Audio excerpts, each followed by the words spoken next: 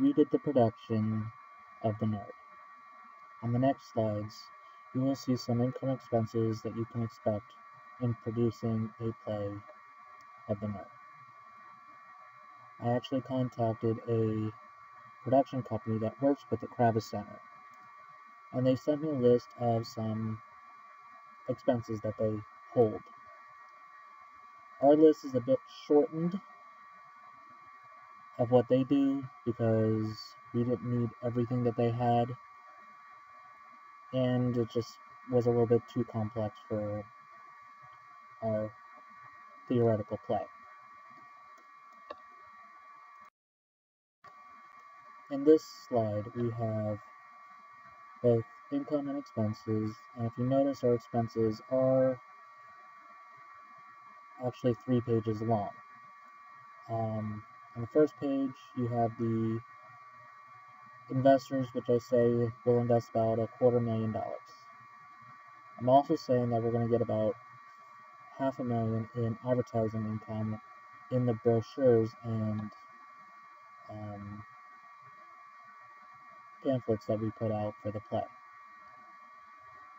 The $5 million in sales is, if we're lucky, getting 2,000 people per night per performance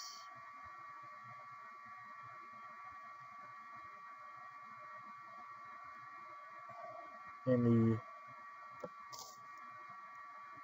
Dreyfus Hall of the Kravis Center. As you can see, our expenses list is quite long. We have advertising, costumes, design, healthcare, little added expense for opening night.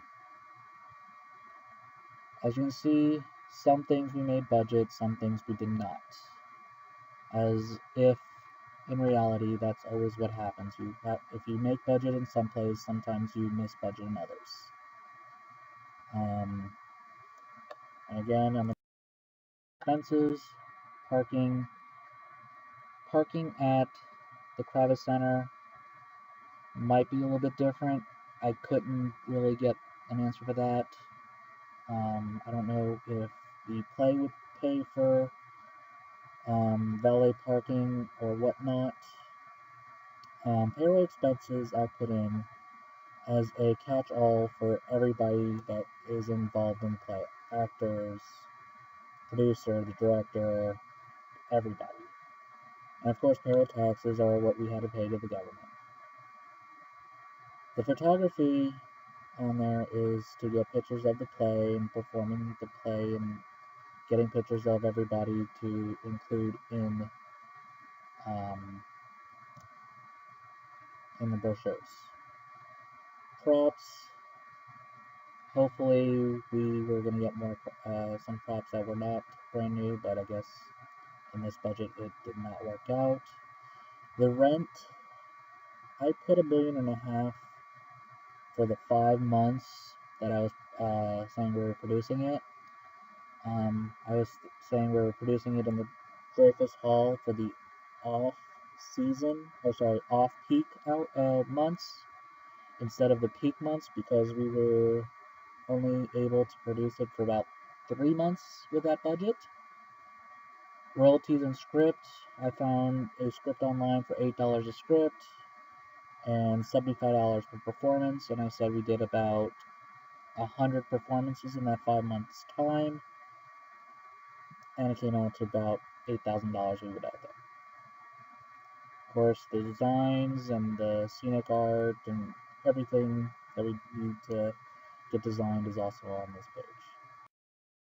Sound is sometimes more or less depending on the hall that you're in. On this one, we did, I just said, $25,000. Of course, you have to get someone to design your sound and how it's going to react with everything. And also with the Kravis Center at Dreyfus Hall, they had a $3.10 per ticket surcharge for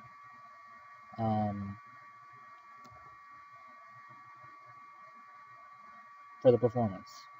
Also, what I didn't say in the rent was that it also had the lobby, which is actually an added charge.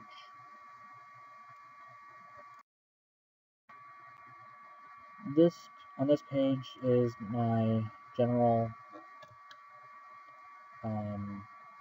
review. As I was researching the play that we were putting on, I realized there's a bunch of different ways to do it.